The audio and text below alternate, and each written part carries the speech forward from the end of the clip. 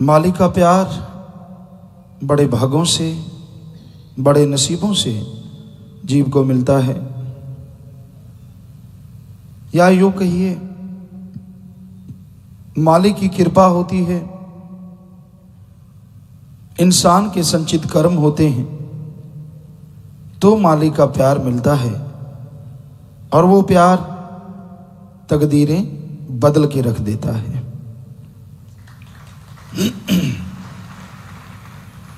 इंसान ने कल्पना नहीं की होती वो खुशियां, वो परमानंद इंसान को मिलना शुरू हो जाता है। जिसके बारे में कभी सोचा नहीं होता वो रहमो करम मूसलाधार बरसने लगता है। और यही नहीं, मालिक का प्यार इंसान को वो निगाह बख्शता है कि जर्रे जर्रे में, कण कण में उसे अपना मौला, अपना राम, अपना सतगुरु नजर आने लगता है। संसार में लोग रिश्ते बनाते हैं, एक ही वजह होती है, हमारा कोई साथी हो। हम अकेले हैं, अकेले जीवन गुजारा नहीं जा सकता, इत्यादि इत्यादि। पर जो अपने सतगुरु, अपने अल्लाह वाहिगुरु गौड़ खुदा रब को साथी बना लेते हैं, उनका संग किसी भी जहां में कभी भी नहीं छूटता। यहां के बनाए रिश्ते तो पता नहीं कितने बार टूटते हैं और कितने बार बनते हैं। यारी दोस्ती मित्रता, क्या पता कितने बार झगड़ा होता है। किसी का मूड क्या पता कैसा हो, आपके विचार आपस में ना मिलें, चित्र परेड तक बात पहुंच जाती है। मारा मारी, गाली गलौज, पता नहीं क्या क्या।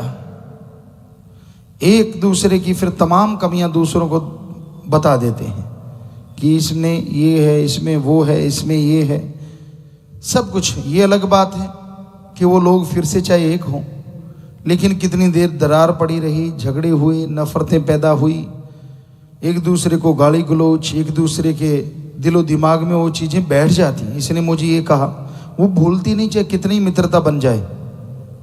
तभी रहमन ने लिखा, रहमन धागा प्रेम का मत तोड़ो छिटकाए, टूटे तो फिर ना मिले, जुड़े गांठ पड़ जाए।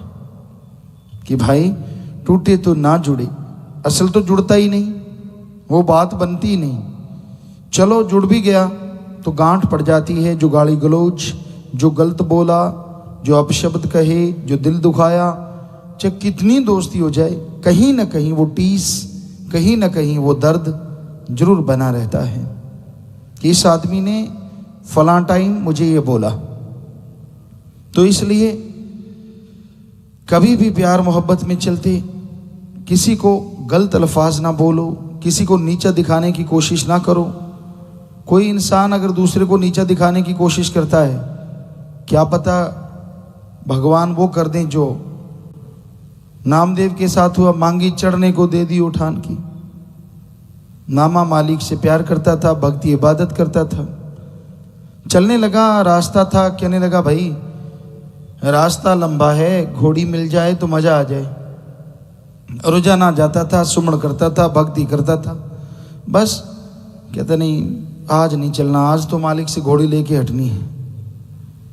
मालिक घोड़ी दे, घोड़ा उस पे चढ़ के जाऊं, फिर सफर तय करूं। कहते वो बैठ गया, ऐसे मालिक को पुकारता रहा।